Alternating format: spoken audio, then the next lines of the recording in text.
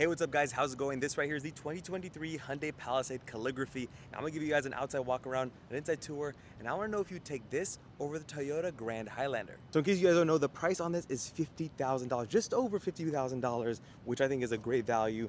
The Grand Highlander can get up to that price and can go actually past it, but it is a larger vehicle, and because of that, I wanna compare these trunk space with all the seats up, even the third row. They both have third row seating. A very competitive package from both companies.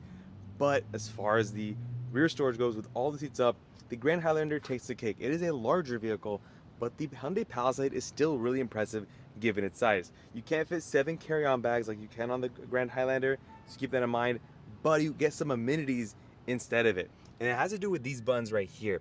The fact that you have power fold down, one press of a button, third row seating, you do not get that on the Grand Highlander. On the Grand Highlander, you have this little manual tab you have to like lift up and push down, which to be honest isn't the most ergonomic setup. So if you want something with power, fold down third row, and you can even press the second row seats, just like that, they'll go down flat. You get that on the Hyundai Palisade. And then you do get a ton of storage space. Not as much, I'll put the number here for total cubic feet so you guys know, but I can fold it up just like that and they come up really easily.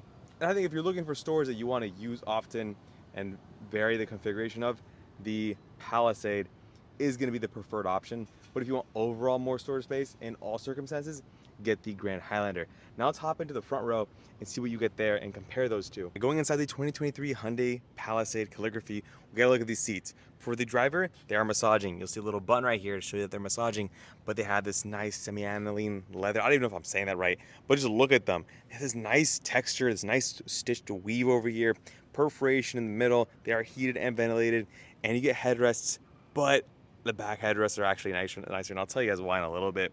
But let's continue on the steering wheel. Looks pretty much the same as previous model years, nothing crazy. You do get paddle shifters, which is a nice touch, I guess. Full gauge cluster in the middle. Full digital gauge cluster in the middle, which we will power up here. Start up and show you guys. Real quick though, the door is nice. You get speaker grills, nice stitching, leather. They pointed this so nicely to the point that if we look past the screens real quick, look at the pinstripe on the piano black trim. Looks like it's out of an S-Class, not gonna lie. Looks very premium and not something I expected to see in the Hyundai Palisade. I've been in previous model years of the Palisade, and this is the first time I'm in the 2023. But pre-refresh, it did not have this. This is just really impressive. Nice soft touch materials just below the touchscreen. It does have the older software. We've been seeing newer ones on, let's say, the Kona Hyundai, on the Hyundai Santa Fe, which is also a great vehicle that's coming out soon. But this is great. You still get a lot of the capabilities, Apple CarPlay, Android Auto. You get nice shortcut buttons down here. You get a touchscreen for your AC controls, but it's still very intuitive, and you get knobs on the left and right, which is great. Your push button gear selector is nice. Your drive mode selector is very intuitive, very easy to use. And you have your heated seats, ventilated seats, steering wheel controls right down there.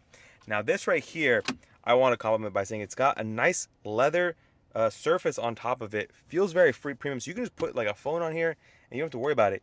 And if you press this button, it's got a really nice kind of, it retracts very nice, and it's got a nice thunk when it gets to the end of its travel. And I love how it feels. It feels very nice and very well built. You have this nice dynamic storage compartment. I like to call it dynamic because you have a wireless charger here. You have 2 pop-out cup holders, which is nice if you do want to use them. And then you just can use it as one big stowage bin like they have also incorporated into the Hyundai Kona. You also get a large center console, very deep. You also get USB-C ports, 12 watt, and then a tray. Tons of storage, and then obviously you guys know you do also get a storage shelf right down there, just below this little bridge right here where your gear selector is, which is great. Love to see that. Vents are great. Everything else honestly here is really nice and well appointed. And you do get your digital rear view mirror, which is nice. And then a separate manually sliding sunroof. You do get a full panoramic on the Grand Highlander, especially at this price point. You'll be able to get that, or you can get none. But you do get the Alcantara or suede microfiber material. Feels very nice. You do not get that on a Grand Highlander, so keep that in mind. But overall, materials in here are very nice. I think comes to storage compartment goes, the Grand Highlander takes the cake, because even with this, you get more storage space in the center console on the Grand Highlander, and you get the nice snack shelf here. And instead of having that little tunnel, you get a little snack bin, like a little bin on just the right-hand side. So I take the Grand Highlander over this, even though this is a very good setup. I think the Grand Highlander is just a little bit better in that regards, but that's a preference thing. I think you try out both and see which one works best for you. And I do have a Grand Highlander video, which I will link in the bio of this video. But let's hop into the second row.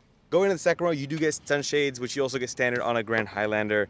You get the cup holders here, which you don't see there, but I like that integration. It's very nice. Nice big door pocket, nice materials here, very similar treatment to what's up front, which is great to see. And then you have your second row seats, which I'll be honest, on the Grand Highlander, you get like a suede and leather. This gets the same treatment as the front, which is very nice. And then the headrests are just like an airplane. You can actually fold these in to help your head support if you just want to lie flat or like lean it back, which you can. These are reclining seats. You just press this here, push this back. You can recline it back and just lean back and just chill. You press this button once here, you get nice access into the third row, which we will show you guys a little bit later. We're not going to get into it right now, but I want to show you guys is this door pack. This door back pocket, which is very clever. You get a dedicated pocket for like a phone you can put here, and then get your main sleeve over there. We also get sleeves on the side right there, and that's great. Going down here, you have a wall outlet right there, 12 volt, AC controls, heated and ventilated, and then the USB-C ports now integrated into the backrest as opposed to USB-A. Speaking of USB-C ports, I do want to point out that the USB port for Apple CarPlay is a USB-A port, not a USB-C port. So just keep that in mind, that everything else is USB-C except for that, which is a little bit inconsistent, but it just shows this is based on an older platform for that infotainment system. But again, you have the button here, or you can press the button here, and then you can get into the third row. Actually, I love how instant that is. Let's do it again. Look at this. You press it. Whoops. Look, you just press it and it just retracts. It's just got that spring assist. Such a nice feeling. Footrests here, right there. And then you have cup holders, 2 right there. You have your power recline, which I'll show you guys that real quick. They recline back, they recline forward. The recline on the Grand Highlander, I'll admit, is way more recline, but it is manual operated. On a Lexus TX though, it will be automatic. You get the nicer grade level. USB-C ports right there. And then let me get back here and show you guys what it feels like to be in the back. Fold these seats up right here. Really good room, I think. Not for adults, I say like you get more room in the back, but again, you can slide these forward if you want to fit larger people. The headroom has a nice scalping up here, so you can fit taller people. I'm 5'8", for example, and I have a lot of room. But I think if you're 6 foot something, you might struggle. But again, you get a nice little handle over here to help yourself get in. And then you can put your hand here while getting out. All that stuff's really cool. But let me hop back into the front and show you guys the cool tech you get on this vehicle. So Toyota has their new 12.3-inch touchscreen. This has already had a 12.3-inch touchscreen, and it's got a lot of cool features that you do not get on the Grand Highlander. One of them being the quiet mode and passenger talk. So passenger talk is where I could talk to the person behind me. It augments my voice, which you can see me talking right here, through the microphones that are up here, I believe, somewhere. It's the same microphones you'd be using for the Bluetooth, and then they can hear me in the back a lot more clear. So I don't have to yell at the kids in the back if they're giving me a hard time. But then you also get quiet mode. It's really cool technical features that I think any company could have incorporated into their cars, but Hyundai decided to do it and implement it very well. So tons of cool features here. You even get the media, which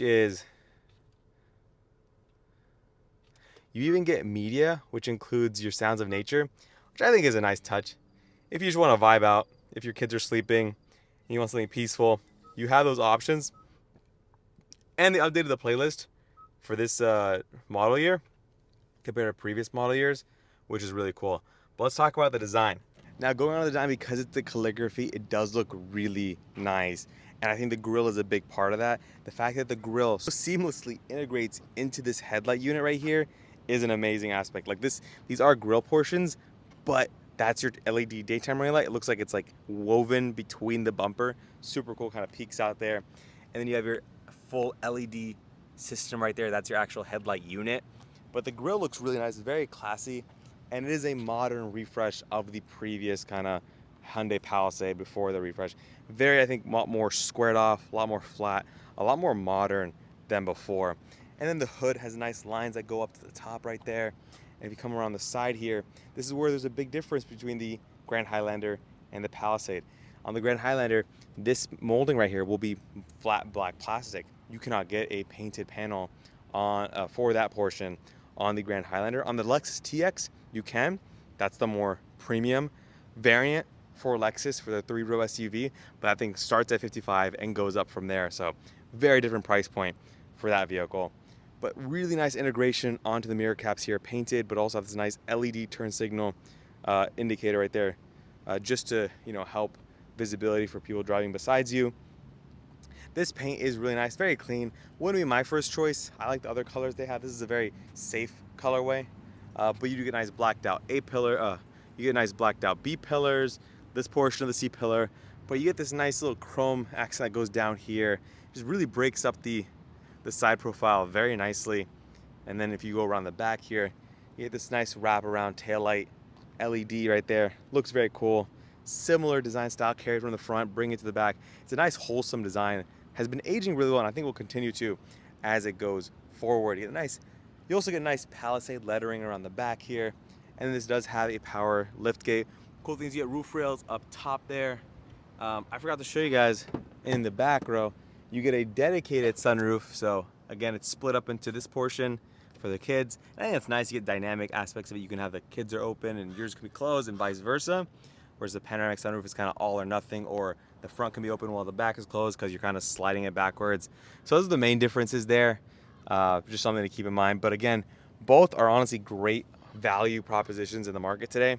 If you want something that it doesn't need to be that big, I'd get this one. If you want something that fits a lot more volume, sheer volume, I would go with that one. As far as powertrains, I'm going to touch on it pretty briefly. This has been around for a while, so you guys know what it is, but it's not hybridized in any sense.